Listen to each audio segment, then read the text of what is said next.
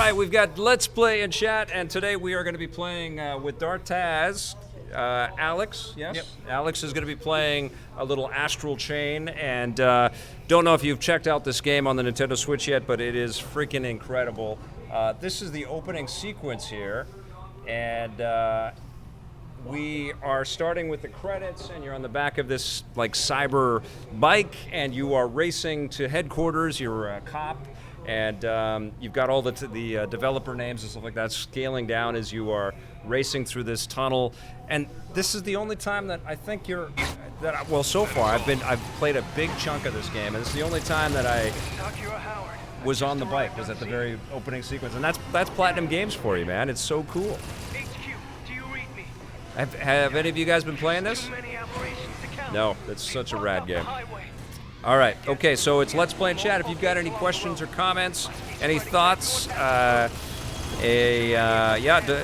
Gamelove is saying next-gen consoles are built for ray tracing, right? Yes, absolutely.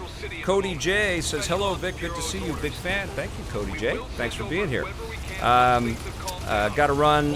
Later, I'll also just realized my subscription didn't renew for some reason. I'll start up again soon, Blake and Vic. That's very cool, Donnie. That's Swangor. See you later, buddy. Fat Chimp, I don't think I'll use ray tracing until like 10 years from now. That's okay. There's lots of games to enjoy that don't use all the modern technology. We're looking at one right here. This is, a Switch title, which you can see some of the aliasing on and stuff like that. It's not the most high-def, high-res thing that you can play today, but it's still freaking beautiful, yeah? Yeah, I think it's absolutely gorgeous. Honestly, most of my game experience on this title has been on the road and playing it in handheld mode. It's such a treat to be able to see it all scaled up on the big screen like this. I set my graphics to the lowest settings just to hope for 120 frames per second. That's a fat chimp. And for shooters, I need to squeeze out every single frame I can. That sounds great. Comment from Blade Blur. Gonna head out soon, but wanted to say, hope you had an awesome vacation, and I hope to celebrate a somewhat decent birthday tomorrow. It's your birthday tomorrow. Happy birthday. Happy birthday, Blade Blur. That's awesome. SamIam111, how surreal is it for that Toby Fox is doing music for two separate Nintendo-published titles, Little Town Hero and Smash Ultimate? This is the Undertale guy, right? This is fantastic. Nintendo had a really good showing today. Lots of diverse concepts, some really small ones like the Obra Dinn game, and lots of big, massive reveals. The fact that Overwatch is finally coming to the Switch, very cool. Faramer, question, have you had much time to check everything that came out of PAX? No, I have not. I didn't. I imagine that there's tons of indie game news. No, I have not checked out all of that stuff. I have checked out, and I did read about a lot of the dark, heavy stuff that's been going on in the indie world, which I didn't really want to get into because there's a lot of depressing stuff in there.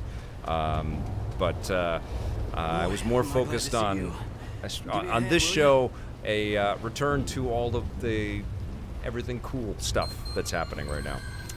Vic, excited for the TurboGrafx Mini? I am. I've been loving this trend of these different minis out there, and we revealed some of our Sega Genesis Mini game reviews a little earlier than Sega liked, and they reached out and said, can you hold off on some of that stuff? So I'm going back and forth with them on when we can post all this stuff, but I reviewed all 42 games on the Sega Genesis Mini. They're like capsule reviews, but I reviewed them all in one nice video, and Blake did an awesome job cutting that. I also did a video where we actually, I'm not going to tell you guys, but there's a lot of stuff coming up with the Sega Genesis Mini, and now that the Nintendo Super NES stuff is announced, I think we should start digging into some of that stuff. A lot of 16-bit things are in the works right now, as well as covering all the new stuff. Vic, do you think Robert Pattinson will do a good job of playing Batman in the new Batman movie? From Jeff Meacham. I was not overjoyed to see that he was attached, mostly because of all of the Twilight gossip kind of baggage that had come with him as an actor. I think he's a very good actor, though, and he's done some really cool work. I want to see this new Lighthouse film that he's out there. I've seen Good Time. I love that movie. I think he's a good choice, but he's so high profile that I just kind of wish that the actor would benefit from this platform, you know, like Christopher Reeve did and like Chris Hemsworth did. Just kind of like we chose him because he is the Batman, you know, as opposed to we think Robert Pattinson will sell tickets, so we hired him to be the Batman. But I think he's going to do a great job, and more than anything, I'm super excited for Matt Reeves, who did a wonderful job with the Apes movies, to take the reins and create something fresh with Batman. I think that'd be awesome. I'm very excited about that. Now you're getting into the fun combat. What do you think of this so far? Loving it. Yeah. Actually, detouring from Final Fantasy VIII. Yeah, it's a nice detour. Yeah, right. And it's at first you think it's going one way with the platinum. Do you know anything about this game? Nada. Okay, well you get these extra beasts or these little extra kind of robotic enhancements that are connected to you by this astral chain, and you're jumping back and forth into a different plane of existence. And that stuff comes in a little bit later, but you basically get augmented with this ability to have this character that exists in a different dimension that allows you to wrap around bad guys and do all kinds of cool things with this actual chain attachment, which is very, very surreal, and only a company like Platinum could think of something like this. Robert Pattinson is an incredible actor. We got from Z Shrugs 123. I'm so excited about the SNES games coming to Switch from Abby Jameson. Me too. I think I yelled out loud, which is not always cool for me to do in a cafe space, but I'm super excited. Steve Buscemi should be Batman. There we go with a very interesting casting choice from Edwin J. A fat chimp after Michael Keaton, Christian Bale, and Ben Affleck. I have faith that they cast the right guy for the role. Those are big shoes to fill, so they sure saw something incredible from a fat chimp. I think they saw a big mountain of money, and I think that they saw, I think the press around him being cast is good for Warner Brothers and good for the it's the same thing with Heath Ledger, you know, when he was cast as the Joker, it was like, what are they thinking? And then he blew us all away. So I suspect something similar will happen. I guess because I was there when Christopher Reeve was revealed to the world as Superman, you know, and I just believed that guy was Superman. And you're only 25? Yeah, and I'm only 25. It's weird sort of space-time disparity there. But I kind of want something similar with Batman, you know? And I was also there when Michael Keaton was cast as Batman, and I was like, what the hell, Mr. Mom is Batman? This is like wrong. I don't believe in that. And then I loved the movies. I thought they were great. I thought Clooney was a good choice to play Batman, and then they made him Bat Nipples and Mr. Freeze ice capades. It was, oh my God, what the hell were they thinking? It was so bad. All Marvel ever looks at is money. Tyler Fisher with a very cynical interjection right there. Question from famous Seamus. With the end of the year coming up soon, are there any games out now or coming soon that you think will be Game of the Year material? Yeah, I can give you some of my Game of the Year contenders so far. Yoshi's Crafted World is one of them. I know you just did a spit take right there. All your coffee or your juice is spitting out of your nose, but I love that freaking game. I thought The Division 2 was pretty damn exciting. I thought Days Gone was incredible, and I know that's contentious. Not everybody believes that or shares that. I think this past week has been pretty phenomenal with Gears 5, with Astral Chain, and with Borderlands. And Borderlands is next week, but with Control. I thought Control was sensational as well. I loved the new Fire Emblem. We've had a good year. We haven't had a overloaded year with lots and lots and lots of things, but we've had some really, really good games. And now the Game Avalanche is starting. I got 2 codes in my inbox as we started the show on new games that I've been looking forward to. Yeah, it's gonna be an interesting Rocket and Ray Gun Award conversation this year for best game of the year. Could be the new Zelda, even though it's a remake of a classic Zelda. That might actually end up being one of the most enjoyable games of 2019. This game is dope as hell, though. I don't know if it's getting the love that it deserves. This Astral Chain, it is so much fun. I would actually love to see 2 actors portray Batman, one handling Bruce Wayne from a Fat Chimp. Interesting comment there. Rick Savage, Christian Bale is the best Batman. Steve Buscemi is a talented actor, but not for we're not seriously thinking about Steve Buscemi for Batman, are we? Come on. That is the weirdest chat on the internet right now. Steve Buscemi is Batman. Are you going to play Monster Hunter Iceborne? I did get the code for that. I have to play that. I'm getting inundated with stuff. But I do want to jump back into that. I've heard it's fantastic. Will Scott C. Jones be around for Rocket and Ray Gun Awards? I don't think so. I've talked to Scott a couple times about doing. I talked to him for last year, but he because he's not a critic right now. He's not reviewing games. He's not playing as much stuff as he was when he was working with us. So he feels a little like he's out of his field there. You know, he's not really doing a full analysis of all of the different titles out there. I'm definitely going to ask friends from the game reviewing community, some of the people that you've seen on EP Live over this last year, and I thought it went great with viewer submissions last year. I love that so much. Those were some of my favorites, so I definitely want to do that again. But we have a long way to go before we're talking about rocket and ray guns. We still have a full season yeah, in between. We have the season of games, right? Like, yes, the game avalanche, I call it.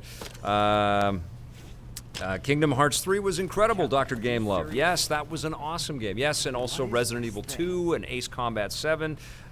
We've had some great titles this year. 2019 Game of the Year, Half-Life 2 from Blake Siefkin. That's why you never see him in the Rocket and Ray Gun Award. He only has Best Sports Game, Half-Life 2. Yeah, he never has the response or comment. I get fantasy game. Yeah, I got the chance to listen to Scott C. Jones talk at Fan Expo and was intrigued to check out his channel afterwards. Farmer, I didn't get to Fan Expo because I was traveling. I didn't go to PAX. I didn't go to Fan Expo.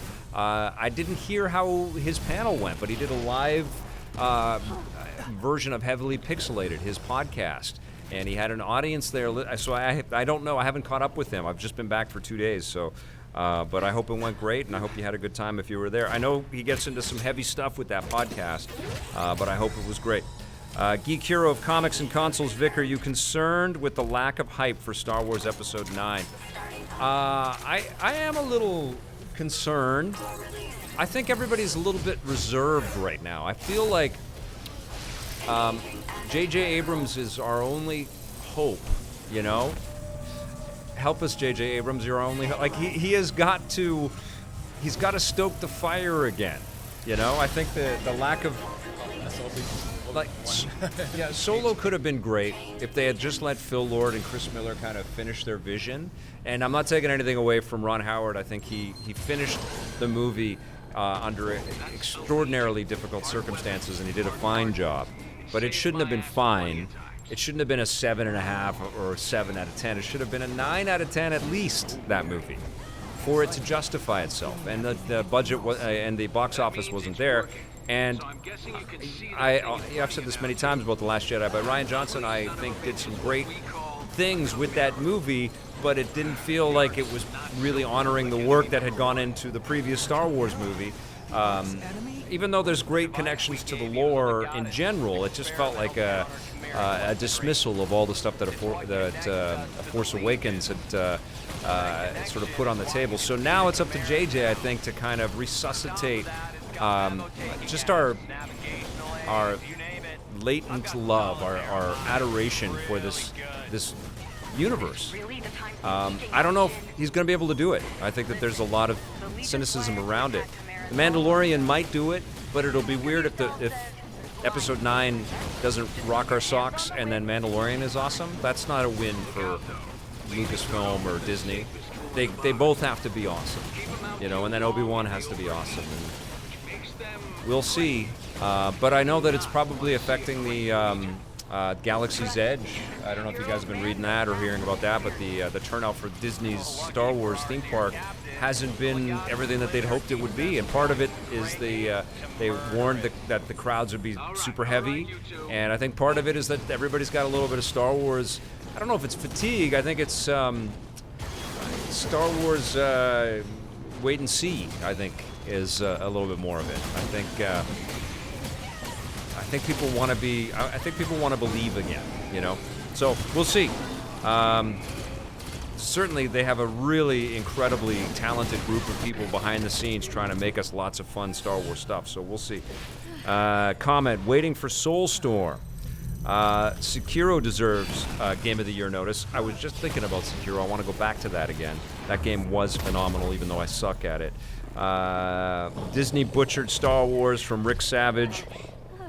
Did I get a chance to play Remnant from the Ashes? No, I have not. That's the challenge of running EP without the team that I have. I just haven't been able to see everything. I just don't have the time to play every single thing out there. And that sucks, man, because we did a pretty good job at being able to have different people on all of this stuff and cover it all. But I think we're doing all right for the resources that we have to get to as much as we possibly can. I've heard Remnant from the Ashes is pretty fun, though. I am waiting for Soulstorm as well. Can't wait for that. That's the Oddworld Soulstorm. What's your prediction on Modern Warfare from Audrey on Leon? I think it's going to be Another Modern Warfare game. As I was playing Gears, I was like, wow, it's Gears. Gears is back. This is so much fun, and now I want my Call of Duty hit as well. Like, I always have a good time with the Call of Duty games. I was really impressed with the single-player walkthrough demo that I got, and I was super impressed with the multiplayer. They feel like two different games, kind of like what Gears offers in a way, you know? Like, there's a diverse assortment of modes. I think it's going to be huge. I think it's going to be huge, and I think that there's going to be some really big controversy in that game when it comes out. But I am looking forward to it because I know, again, Infinity Ward, just like the Coalition, has been killing themselves to make something really special for us. Okay.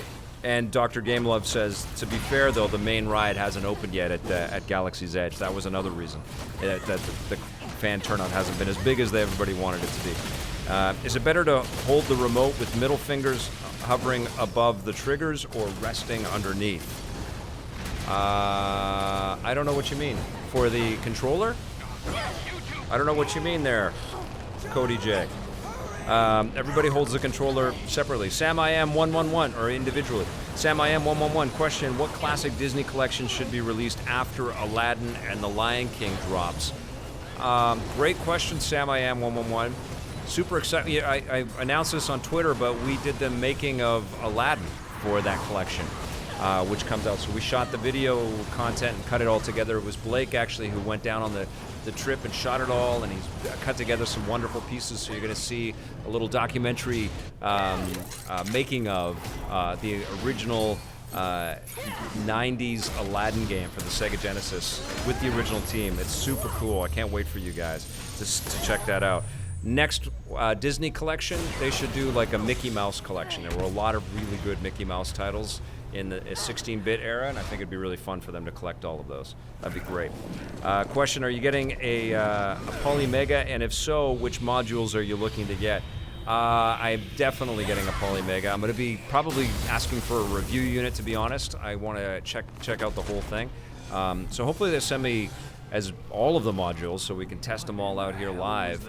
But I'm very excited to be able to dig into that, particularly to be able to access. I have this massive library with EP's library here of all of these classic CD-based systems and lots and lots of games. So I want to go back and play all of those through HDMI, through the cleanest signal possible.